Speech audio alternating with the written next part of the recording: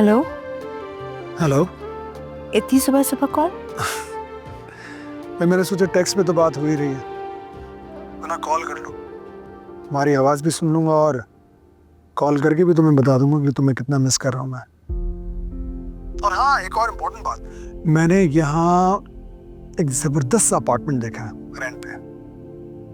मैंने सोचा कि हम दोनों अपने बेबी को, ये बच्चे के रोने की आवाज़। हाँ, वो टीवी चल रहा है ना, मैं आपसे टीवी ऑफ करके बात करती हूँ। सुनो,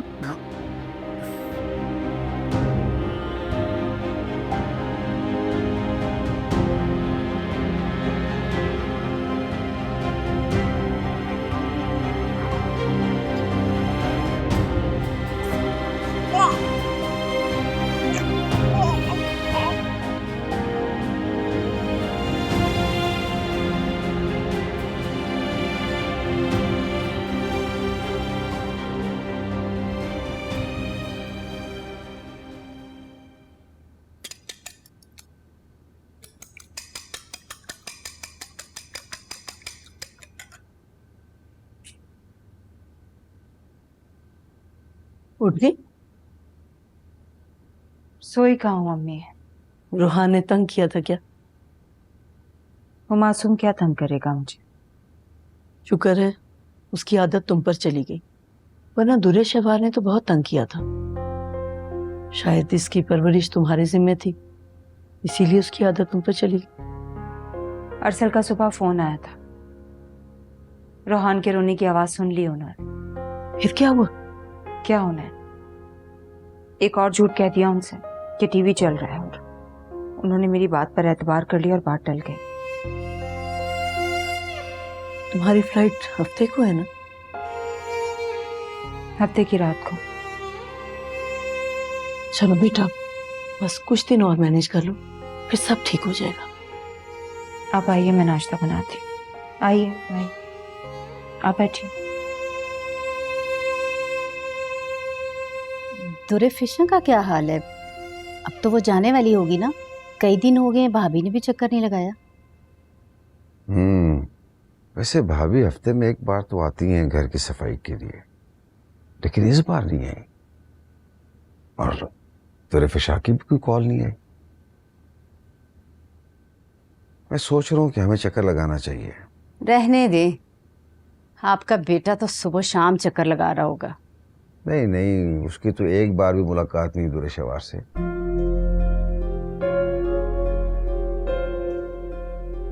वाकई?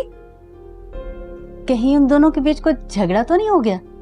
नहीं नहीं, ऐसा कुछ भी नहीं है। देखो तायरा, अगर वो एक दो रोज तक ना आए तो फिर हम चक्कर लगा लेंगे।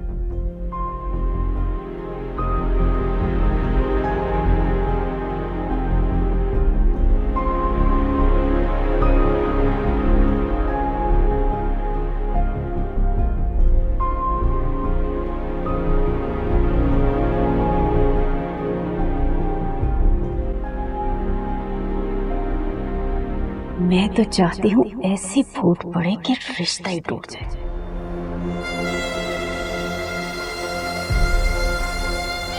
एक तो आप दोनों हर चीज को मसला बना लेती हैं।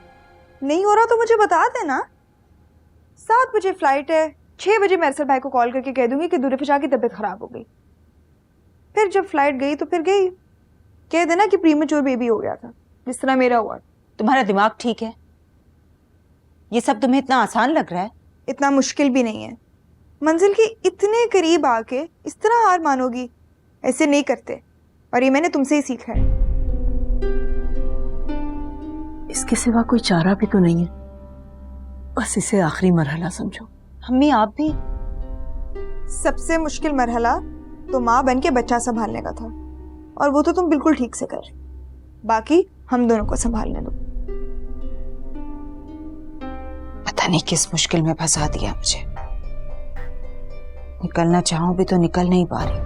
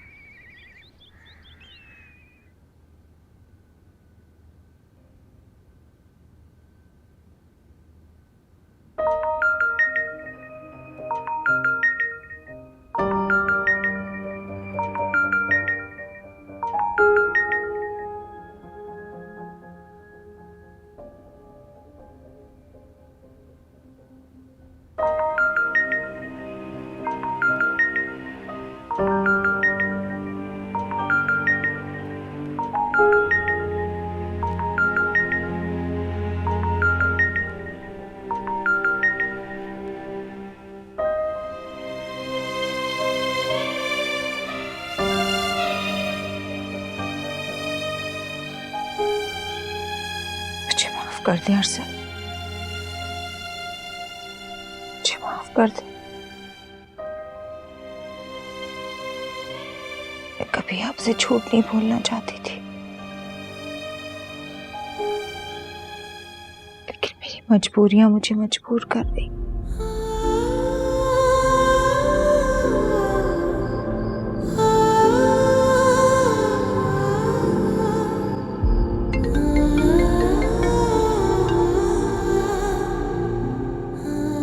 आज मेरी याद कैसे आ गई आपको? भाई मैंने सुना है कि जब से तुम दूर फिशा के यहाँ शिफ्ट हुई हो तुम्हारी नबील से कोई मुलाकात ही नहीं हुई।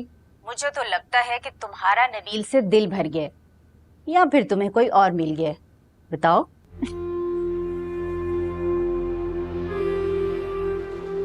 अगर आपको अंदाजा हो ना कि आपका बेटा कैसे दुम हिलाता हुआ मेरे पीछे भागता रहता है तो आप ये कभी ना पूछें, समझी? अरे हाँ, मर्दों को उल्लू बनाना तो तुमसे बेहतर किसी को आता ही नहीं। सही कहा। उल्लू, काठ का उल्लू, गधा, बल्कि मिसाल तो आपके घर में ही है।